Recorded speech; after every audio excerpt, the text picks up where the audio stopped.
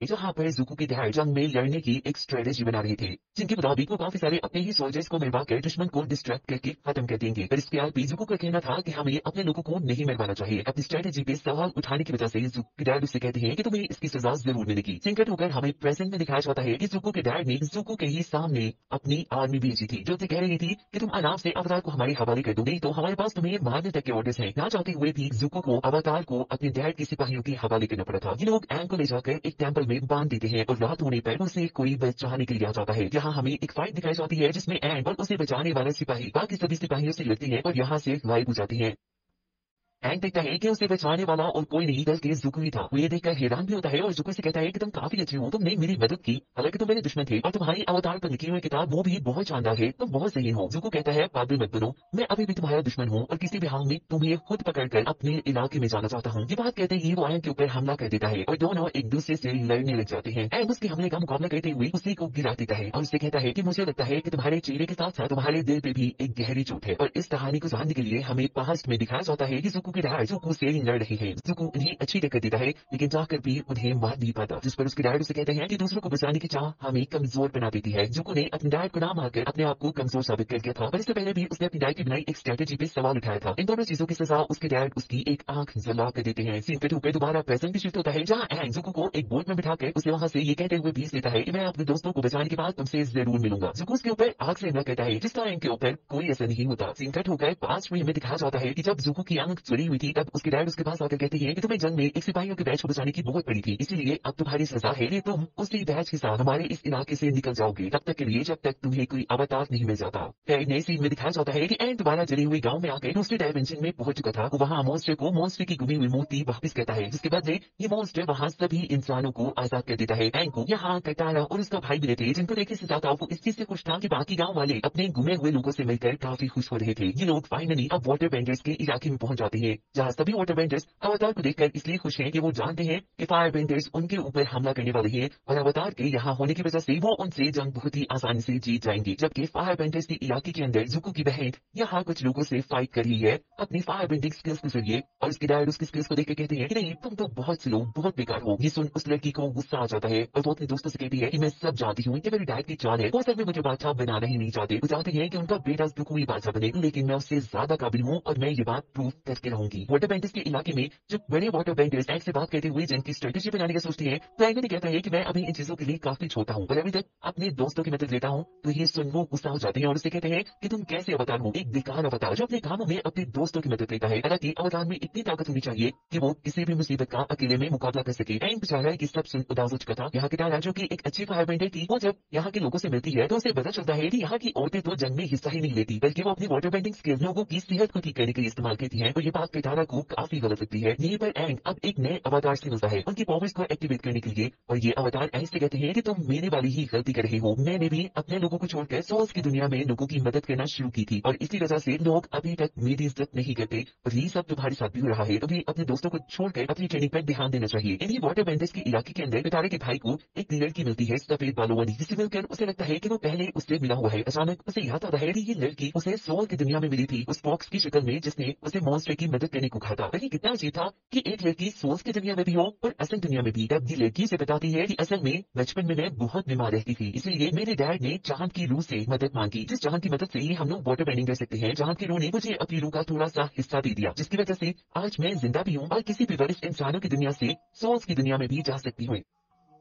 यही fire benders के इलाके के अंदर ज़ुको की बहन अपने डैड को अपनी ऐसी फायर बेंडिंग स्किल्स दिखाती है जिसमें उसने अपने हाथों से बिजली भी निकाली थी। ये देख उसके डैड खुश हो जाती है। जबकि इस फिल्म में हमें दिखाया जाता है कि फायर बेंडर्स अब वाटर बेंडर्स के इलाके पर हमला करने के लिए आगे बढ़े थे। उनके पास एक एयर बलून भी था जिसके अंदर फायर बेंडर्स के जर्नल थे। वाटर बेंडर्स भी दिमागी तौर पर इस जंग के लिए तैयार थे, पर उनके पास इतनी बड़ी फोर्स नहीं थी कि वो फायर बेंडर्स का सामना कर सके। तब तारा उन्हें मशवरा देती है कि औरतें भी इस जंग में हिस्सा ले। अपनी बात को प्रूव करने के लिए वो यहाँ के सरदार से अपनी अच्छी वाटर बेंडिंग स्किल्स के जरिए लगती है और ये प्रूव कर देती है कि औरतें भी जंग में हिस्सा ले सकती हैं। यहाँ पर हमला हो जाता है। एंग के तारा और सभी लोग इस हमले को रोकने में लग जाते हैं, लेकिन ज़ुको के अंकल अपने जर्नल को कहते हैं कि आज पूरा चांद है, वाटर बेंडर्स को अपनी ताकत चांद से मिलती है, इसीलिए आज वो लोग तुमसे हाथ नहीं सकते। और तब जर्नल ज़ुको के अंकल को बताता है कि मेरा प्लान तो उन्हें हराना है ही नहीं, बल्कि मेरा प्लान तो कुछ और ही है। मुझे पता है कि ऐसा चांद साल में एक मरतबा आता है, और जिस दिन चांद पूरा गोल और इस तरह चमकदार होता है, उस दिन चांद की सोल और समंदर की सोल यही पीछे झरने के अंदर मिलती है। वो कहते हैं कि मैं उन दोनों सोल्स को ही मार दूंगा। ज़ुको के अंकल जर्नल से कहते हैं कि ये बहुत ही गलत आइडिया है, ऐसा करने से सोल्स की दुनिया में और इस दुनिया में बहुत बड़ा नुकसान हो सकता है, तो तबाही मच सकती है।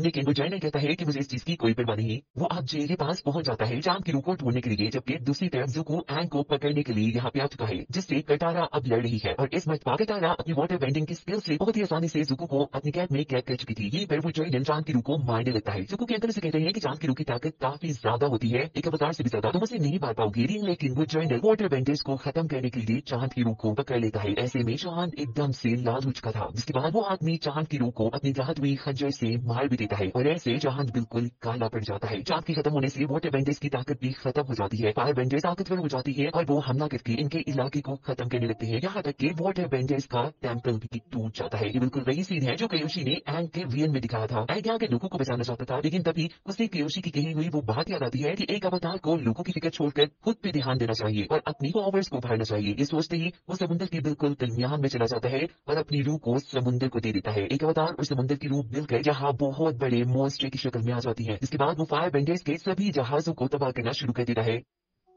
ज़ुको ये देखकर उससे लड़ने के लिए आगे बढ़ता है, और ज़ुको को जिंदा देखकर फायर बेंडर्स का जर्नल गुस्से में आ जाता है, क्योंकि उसने तो ज़ुको को अपनी तरफ से मरवा दिया था। ये दोनों अवतार से लड़ना छोड़कर आपस में ही लड़ना शुरू हो जाती हैं। ज़ुको इसको बहुत मारता है, और जब वो उसे हरा देता है तो तब यह आदमी ज़ुको को कहता है कि तुम्हें क्या लगता है कि तुम इस अवतार को पकड़ के भी ले जाओगे तो क्या तुम्हारे डैड तुम्हें बादशाह बना देंगे? अरे नहीं, वो तो तुम्हें बेवकूफ बना रही है। वो तुम्हें आगे रखकर असल में तुम्हारी बहन को जोश दिलाती है, जिसकी वजह से वो तुमसे ज्यादा ताकतवर बन रही है, और वो उसी को असल बादशाह बनाना चाहती है। और मैं भी तुम्हारी जान का दुश्मन क्यों हूँ? इसलिए ये भी तुम्हारे डैड का ही हुक्म है। ये सीन कट होकर हमें उस लड़की को दिखाया जाता है जिस चांद के सोल के टुकड़े की वजह से जिंदा थी, जिसे हमने फॉक्स की शक्ल में सोल्स की दुनिया में भी देखा था। वो अभी भी कटारा के भाई से बात कर रही थी। वो कटारा के भाई को कहती है कि एक बार चांद ने मुझे अपनी सोल का टुकड़ा देकर मुझे जिंदा किया था, और आज चांद को मेरी जरूरत है। कहते ही वो पानी के अंदर डूब जाती है, अपनी सोल को समुद्र और चांद के हवाले कर देती है, और ऐसे चांद एक मरतबा फिर से जिंदा होकर आसमान में चमकने लगता है। सब कुछ ठीक होने के बावजूद भी एंग अभी भी एक मॉन्स्टर की शक्ल में था। वो वाटर बेंडर के इस इलाके के काफी तबाह होने की वजह से